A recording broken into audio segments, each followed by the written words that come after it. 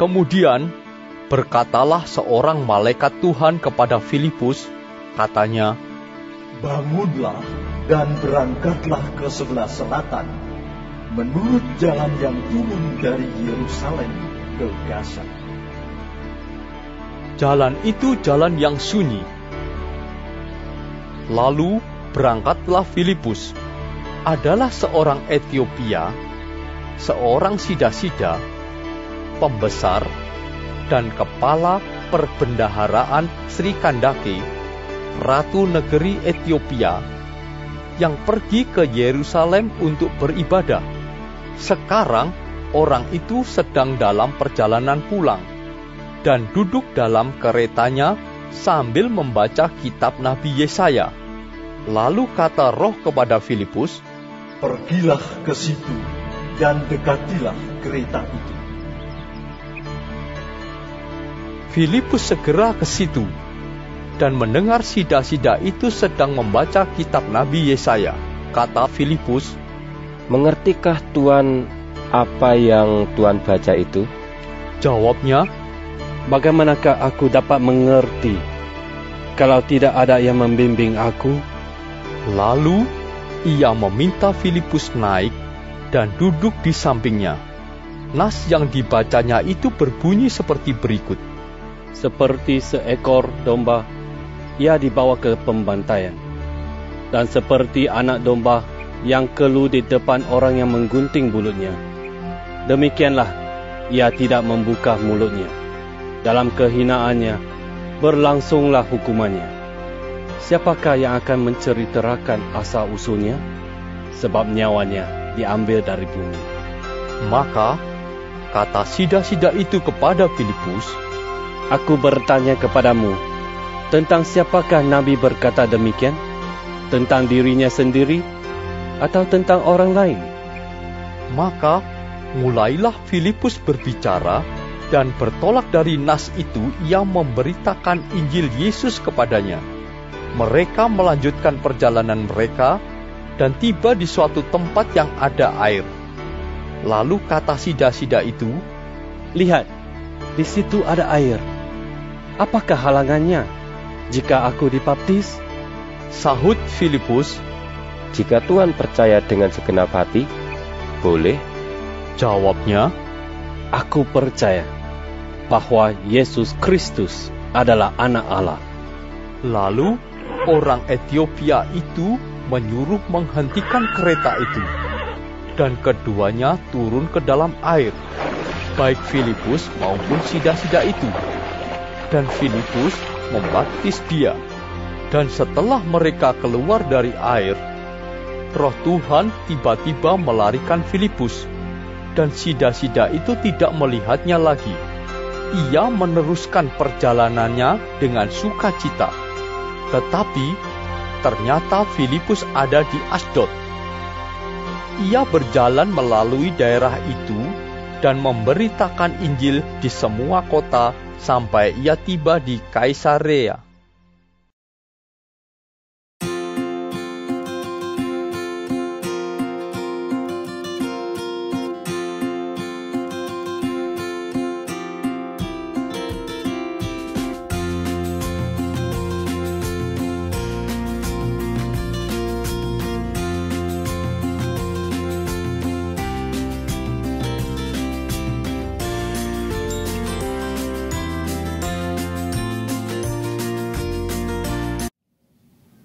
Halo adik-adik, apa kabarnya? Kita bertemu lagi pada pagi hari ini di pelajaran kedua, minggu kedua bulan Oktober, tentang percaya Yesus merupakan syarat pokok pembaptisan. Nah, sebelum kita belajar tentang pelajaran ini, kita akan berdoa dulu yuk. Bapa di surga, selamat pagi. Kami mau bersyukur karena Tuhan sudah pimpin kami, Tuhan sudah menyertai kami sepanjang malam tadi. Terima kasih karena kami sudah siap sekarang Tuhan untuk mendengarkan firman Tuhan. Terima kasih untuk pembelajaran yang sudah kami terima dari minggu ke minggu, sehingga kami boleh menerima banyak berkat dan banyak hal yang boleh diajarkan dan boleh kami lakukan dalam kehidupan kami. Terima kasih Tuhan Yesus. atas waktu ini. Di dalam nama Yesus Kristus kami sudah berdoa. Amin. Nah, adik-adik, kita belajar sekarang. Adik-adik tentu ingat pelajaran minggu yang lalu, bukan? Pelajaran yang minggu lalu kita belajar bagaimana pertobatan itu, bagaimana baptisan itu adalah lambang daripada pertobatan. Jadi kita belajar bagaimana baptisan itu tidak menyelamatkan, tetapi baptisan itu adalah lambang daripada pertobatan, sehingga setiap orang Kristen yang bertobat itu harus dibaptiskan. Nah, kita sekarang belajar tentang syarat pokok daripada pembaptisan. Apa sih syarat pokok daripada pembaptisan? Kita belajar bahwa syarat pokoknya adalah percaya kepada Yesus. Ya, percaya kepada Yesus. Nah, adik-adik tentu ingat tentang cerita sida-sida, bukan? Kita pernah belajar ini pada saat di Triwulan 3 tentang sida-sida dari Ethiopia. Nah, kita belajar kembali pada pagi hari ini tentang sida-sida dari Ethiopia ini. Bagaimana ketika sida-sida ini satu saat baru sedang dalam perjalanan dari Yerusalem. Setelah dia beribadah, dia akan kembali ke tempatnya. Nah, di perjalanan dia itu membuka satu kitab. Ya, itu kitab yang dibaca oleh dia adalah kitab Yesaya. Nah, pada saat dia membaca kitab itu, bertemulah dia dengan Filipus. Nah, pertemuan ini sebenarnya bukan pertemuan yang kebetulan, tetapi pertemuan yang memang disengaja. Adik-adik ingat bukan, ketika Filipus melayani di satu kota, kemudian tampaklah salah seorang malaikat Tuhan dan dikatakan kamu harus pergi menemui sida-sida ini. Sehingga pada saat itu Filipus segera menemui sida-sida ini dan memang mereka bertemu. Jadi memang pertemuan ini adalah pertemuan yang memang sudah direncanakan dan disengaja oleh malaikat Tuhan. Oleh karena itu ketika sida-sida ini membaca satu kitab, yaitu kitab Yesaya, dan kebetulan yang dia baca adalah pada saat itu dia baca Yesaya pasal 53 ayat 7. Saya akan bacakan ya adik-adik isinya. Dia dikatakan dia dianiaya, tetapi dia membiarkan diri ditindas dan tidak membuka mulutnya. Seperti anak domba yang dibawa ke pembantaian, seperti induk domba yang keluh di depan orang-orang yang menggunting bulunya. Ia tidak membuka mulutnya. Nah, ayat itu yang sedang dibaca oleh sida-sida ini. Kemudian dia tidak mengerti. Dia tanya kepada Filipus, apa sih maksud daripada ayat ini? Kemudian Filipus menceritakan tentang arti ayat ini. Filipus menceritakan, mengajak dan menuntun sida-sida Ethiopia ini kepada satu kebenaran firman Tuhan, kepada pemahaman yang benar tentang firman Tuhan. Dia mengatakan bahwa Yesaya tidak sedang menceritakan tentang diri sendiri, tetapi Yesaya sedang menubuatkan tentang Yesus Kristus. Kemudian Filipus memakai kesempatan ini untuk menuntun dia ke dalam satu pemahaman siapa Tuhan Yesus itu. Kemudian Filipus mengajar hal-hal yang penting tentang Tuhan Yesus kepada sida-sida Ethiopia ini. Dan kemudian setelah Filipus menjelaskan kepada nubuatan Yesaya ini sampai penggenapannya yang ada di dalam diri Yesus, sampailah sida-sida ini kemudian kepada satu keputusan. Kemudian dia mengatakan kepada Filipus bahwa dia menerima Tuhan Yesus sebagai Tuhan dan Juru Selamat. Nah, tidak diceritakan berapa lama dari penjelasan daripada Filipus yang menjelaskan tentang nubuatan Yesaya ini tentang Yesus Kristus sampai kemudian keputusan si sida-sida ini menerima Tuhan Yesus sebagai Tuhan dan Juru Selamat. Tidak dijelaskan berapa lama waktu yang dibutuhkan untuk itu. Tetapi ketika mereka sampai kepada suatu tempat yang ada airnya, kemudian sida-sida ini mengatakan bahwa ia ingin dibaptiskan. Nah, adik-adik, kita lihat di sini bagaimana bagaimana syarat pokok pembaptisan itu telah terpenuhi dengan sida-sida ini. Artinya sida-sida ini sudah menerima Tuhan Yesus sebagai Tuhan dan Juru Selamat dulu, percaya kepada Yesus dulu, baru kemudian dia minta untuk dibaptiskan. Nah, adik-adik, kita lihat di sini masuk kepada kesimpulan, yaitu ada 2 kesimpulan yang akan kita lihat dari apa yang kita baca pada pagi hari ini, yaitu dari Kisah Para Rasul 8 ayat 26 sampai dengan 40. Kita lihat di sini ada 2 kesimpulan, yaitu pemahaman kepada kebenaran firman Tuhan adalah satu hal yang sangat penting sekali, sehingga setiap orang itu dapat mengenal siapa Tuhan Yesus. Kemudian pemahaman yang benar ini akan menuntun setiap orang untuk mengenal siapa Tuhan Yesus. Kemudian dia menerima Tuhan Yesus sebagai Juru Selamat yang dapat menyelamatkan hidupnya, di mana Tuhan Yesus itu memberikan dirinya untuk menebus dosa setiap orang. Nah, ini diceritakan oleh Filipus, sehingga kemudian akhirnya sida-sida ini menerima Tuhan Yesus sebagai Tuhan dan Juru Selamat. Kemudian hal yang kedua adalah percaya kepada Tuhan Yesus adalah hal yang pokok yang menjadi syarat daripada pembaptisan. Selain pembaptisan adalah lambang dari pertobatan, kita melihat di sini setiap orang yang akan dibaptiskan dia harus percaya dulu kepada Tuhan Yesus. Nah, adik-adik, mungkin adik-adik bertanya, oh berarti kalau saya mau dibaptiskan apa yang harus saya berbuat? Ya, pertama, adik-adik percaya kepada Tuhan Yesus dan kemudian bertobat dari apa yang dilakukan adik-adik, sehingga adik-adik kemudian siap untuk dibaptiskan. Begitu adik-adik, kiranya adik-adik mengerti hal ini ya. Jadi nanti Pastor Alex akan melengkapi apa yang saya terangkan lebih banyak lagi dari Kisah Para Rasul 8 ayat 26 sampai dengan 40 ini. Nah, kita akan dengarkan sama-sama apa yang dikatakan atau apa yang kelengkapan apa yang Pastor Alex akan terangkan kepada kita. Yuk kita dengarkan. Shalom semua.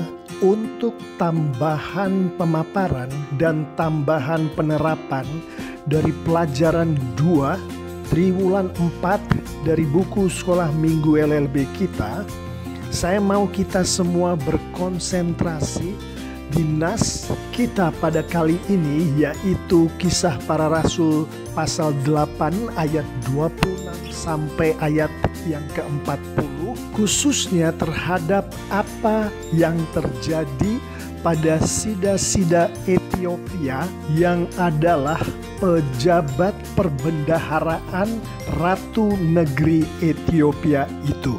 Di ayat yang ke-27 firman Tuhan menunjukkan bahwa sida-sida Ethiopia itu pergi ke Yerusalem, yaitu kota suci Tuhan, untuk beribadah kepada Tuhan. Kita mengetahui bahwa sida-sida Ethiopia itu belum mengenal Yesus pada saat itu.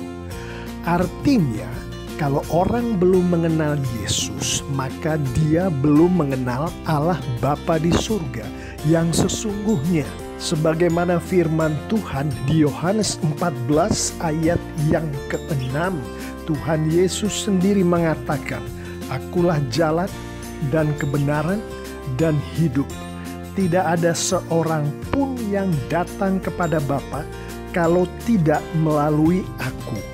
Artinya, tidak ada seorang pun yang mengenal siapa Bapa di surga itu tanpa mengenal Tuhan Yesus terlebih dahulu. Firman Tuhan menunjukkan bahwa sida-sida Ethiopia itu pada saat dia berkunjung ke kota suci Tuhan, maka dia menempatkan dirinya di antara anak-anak Tuhan, di antara komunitas Tuhan, yang mana kita semua tahu bahwa pada saat komunitas Tuhan atau anak-anak Tuhan ini berkumpul, maka mereka akan beribadah pada Tuhan.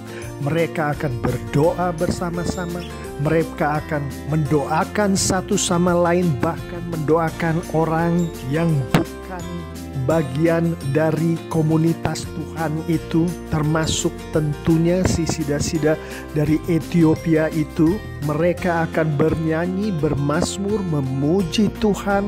Mereka akan memuliakan Tuhan melalui membaca firman Tuhan, melalui merenungkan firman Tuhan. Dengan si sida-sida Ethiopia itu berada di dalam komunitas Tuhan, maka dia pun akan didoakan, maka dia pun akan mendengarkan firman Tuhan dibaca, maka dia pun akan mendengarkan firman Tuhan direnungkan. Itulah sebabnya pada saat si sida-sida Ethiopia itu kembali ke negaranya, pada saat dia berada di dalam keretanya, si sida-sida membaca kitab Nabi Yesaya. Artinya si sida-sida membaca firman Tuhan. Begitu kusyuknya si sida-sida ini membaca firman Tuhan, sampai-sampai ia membaca firman Tuhan ini dengan suara keras, seperti disampaikan di ayat yang ke-30. Sampai-sampai di tengah suara bising yang ditimbulkan oleh keretanya, Filipus bisa mendengarkan firman Tuhan yang dibaca oleh si sida-sida itu, yaitu dari kitab Nabi Yesaya. Selanjutnya di ayat ke-31 firman Tuhan menunjukkan bahwa si sida-sida itu berinteraksi dengan Filipus. Si sida-sida bertanya, si Filipus menjawab sedemikian rupa sampai si sida-sida itu mengundang Filipus untuk naik bersama-sama dia di dalam keretanya. Di sini kita melihat bagaimana si sida-sida itu berinteraksi dengan hamba Tuhan. Di ayat yang ke-32 firman Tuhan menunjukkan bagaimana si sida-sida itu membaca kitab Nabi Yesaya dengan seksama, yaitu seperti seekor domba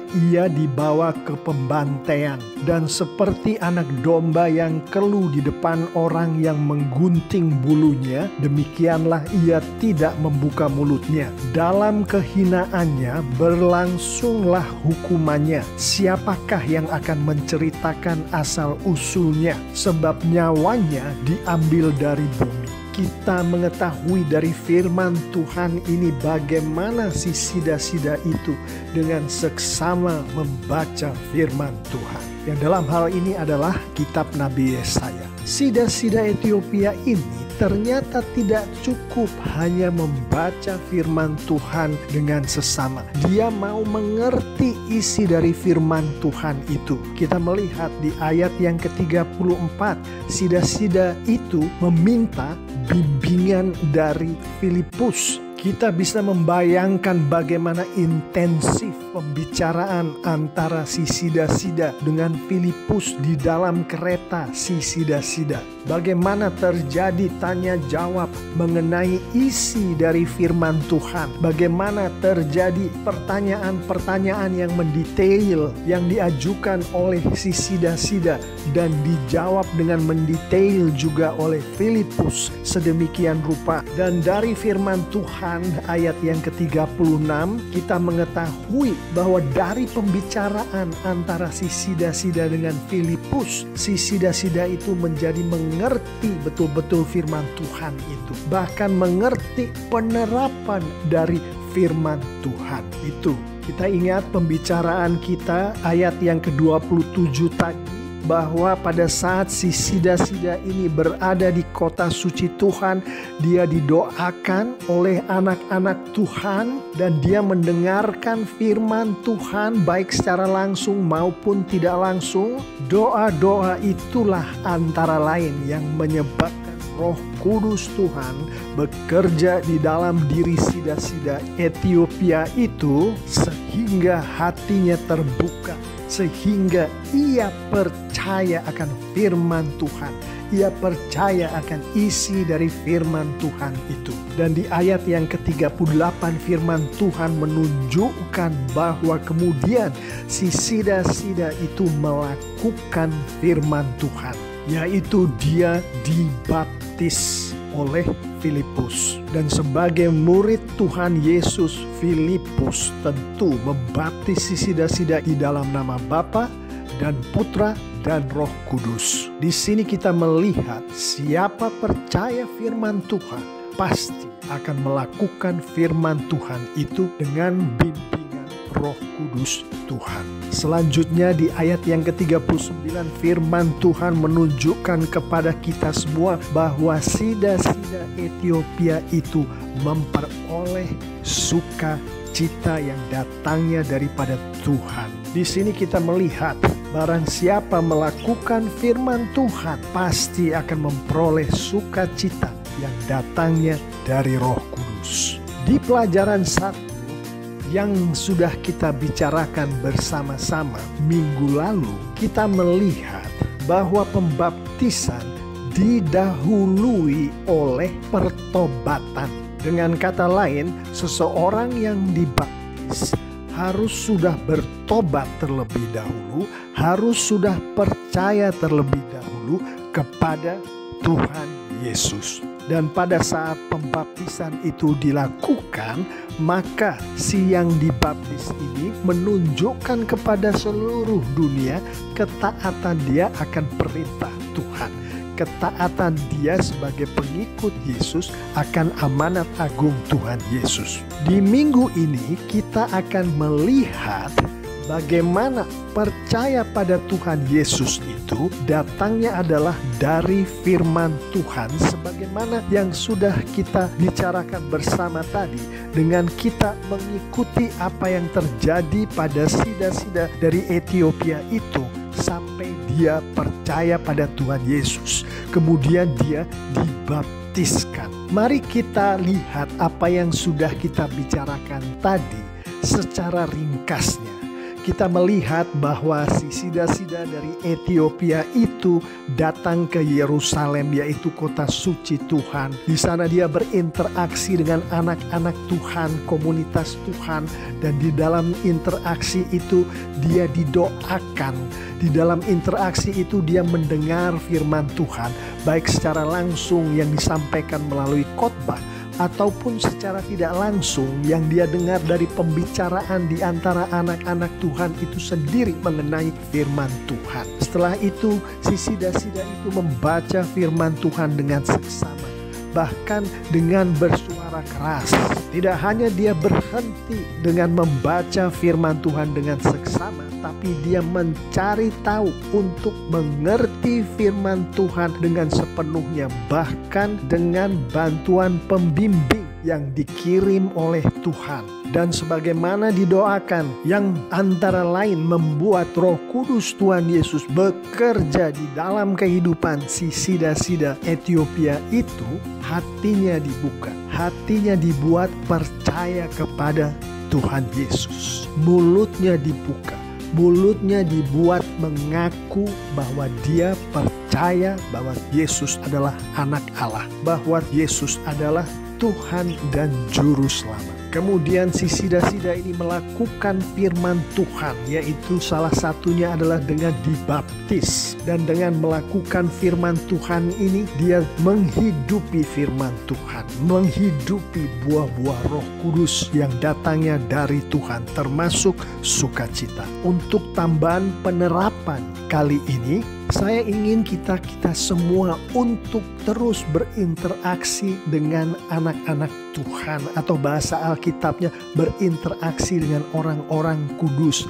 Bagaimanapun keadaan kita pada saat ini, entah sedang bergumul, entah sedang menderita penyakit, entah sedang diberkati, tetaplah berinteraksi dengan anak-anak Tuhan yang lain, dengan orang-orang kudus yang lain. Kalau kita melihat orang-orang yang belum kenal dengan Tuhan Yesus, ajaklah mereka untuk berinteraksi dengan komunitas Tuhan, dengan anak-anak Tuhan.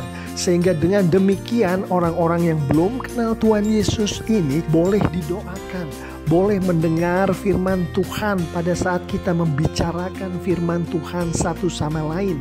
Lalu selalulah membaca firman Tuhan dengan seksama setiap saat. Jangan hanya membaca saja, selalulah membaca sampai mengerti akan firman Tuhan itu. Sekalipun kita harus minta pada Tuhan supaya Tuhan mengirim seorang pembimbing yang bisa menjelaskan firman Tuhan itu kepada kita, tapi tetaplah selalu membaca sampai mengerti. Dan kalau ada orang-orang di sekitar kita yang belum kenal Tuhan, sudah diajak ke gereja kita atau ke komunitas Tuhan milik kita, dan orang-orang termaksud tertarik akan firman Tuhan atas pekerjaan Roh Kudus, ingin tahu lebih dalam, bawalah orang-orang itu ke seorang pembimbing supaya si orang-orang ini bisa mengerti firman Tuhan.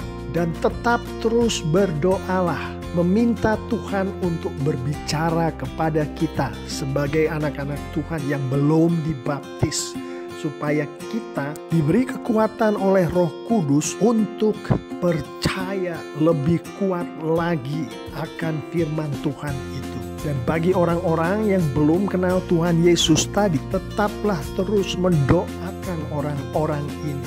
Terus mendoakan sampai Roh Kudus bekerja di hati mereka dan mereka mengaku melalui mulut mereka bahwa Yesus Kristus adalah Tuhan, bahwa Yesus Kristus adalah juru selamat. Selanjutnya, bagi Anda yang adalah anak-anak Tuhan yang belum dibaptis, hubungilah pemimpin-pemimpin gereja atau sekolah minggu untuk Anda dibaptis. Bagi orang-orang yang belum kenal Tuhan Yesus tadi, yang sudah kita ajak ke komunitas Tuhan, sudah kita doakan, sudah kita pertemukan dengan pembimbing supaya mereka mengerti firman Tuhan. Berdoalah dengan mereka supaya mereka mematuhi firman Tuhan yang sudah mereka mengerti, yang mereka sudah percaya tadi, termasuk percaya bahwa Yesus adalah Tuhan dan Juru Selamat. Berdoalah bersama-sama dengan mereka untuk supaya mereka dibaptis. Kemudian bawalah mereka ke pemimpin-pemimpin gereja atau sekolah minggu untuk mengikuti prosedur selanjutnya. Dan bagi Anda yang kemudian sudah dibaptis, maka tetaplah Anda memohon urapan dari Roh Kudus, sehingga Roh Kudus akan membuat Anda setia untuk menghidupi firman Tuhan, yang berarti Anda akan menghidupi buah-buah Roh Kudus, termasuk sukacita, damai, sejahtera, kasih, yang mana semua itu adalah untuk kemuliaan Tuhan dan kebesaran kerajaan Tuhan. Amin. Nah, adik-adik sudah mendengar bukan keterangan lebih lanjut atau keterangan yang melengkapi apa yang saya terangkan tadi dari Pastor Alex. Nah, sebelum kita masuk kepada ayat hafalan pada minggu ini, yaitu dari Kisah Para Rasul 8 ayat 37b, sangat pendek sekali, yaitu aku percaya bahwa Yesus Kristus adalah anak Allah. Pendek bukan? Aku percaya bahwa Yesus Kristus adalah anak Allah. Nah, itu ayat hafalannya dari Kisah Para Rasul 8 ayat 37b. Nah, kita akan melihat dan mendengar apa ayat hafalan yang sebelumnya, yang minggu lalu. Silakan Ella. Para Rasul 2 ayat 38, bertobatlah dan hendaklah kamu masing-masing memberi dirimu dibaptis dalam nama Yesus Kristus untuk pengampunan dosamu, maka kamu akan menerima karunia Roh Kudus. Kisah Para Rasul 2 ayat 38. Oke Ella, thank you ya buat ayat hafalannya. Nah, kita akan menutup pelajaran kita pada minggu pagi ini. Kita akan berdoa terlebih dahulu. Bapa di surga, terima kasih untuk apa yang sudah kami dengarkan tentang baptisan lebih lanjut pada minggu kedua ini. Tuhan Yesus tolong supaya kami setiap adik-adik boleh mendengarkan firman Tuhan, dan kami yang belum percaya dan juga belum menerima Tuhan Yesus sebagai Tuhan dan Juru Selamat, biarlah melalui triwulan ini kami bisa mendengarkan lebih lengkap, sehingga satu saat kami bisa mengambil keputusan tentang kehidupan kami, tentang peran Yesus di dalam kehidupan kami. Tolong kami Tuhan Yesus, dan kami mau menyerahkan sisa hari ini ke dalam tangan Tuhan. Sekali lagi terima kasih untuk pelajaran ini, dan kami mohon Tuhan akan pimpin kami sepanjang minggu yang akan datang di dalam kehidupan kami, ketika kami melakukan tugas-tugas kami di sekolah, ketika kami melakukan segala sesuatunya di rumah. Biarlah kami lakukan semuanya Tuhan untuk kemuliaan bagi nama Tuhan. Terima kasih Bapa, di dalam nama Yesus Kristus kami berdoa. Amin. Oke adik-adik, sampai berjumpa minggu depan.